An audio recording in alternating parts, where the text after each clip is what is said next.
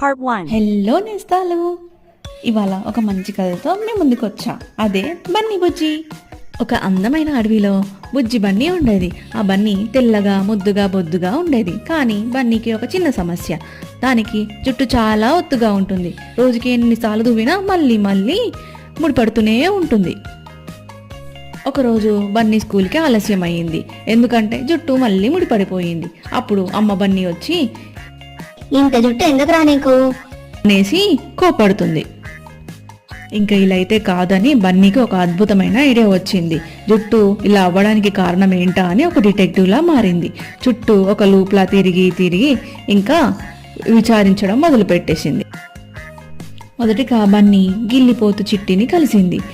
బన్నీ చిట్టిని ఇలా అడిగింది. చిట్టి, ఈ జుట్టుని ఎలా సరి చేయాలో కాస్త చెప్పవా అని అడుగుతుంది.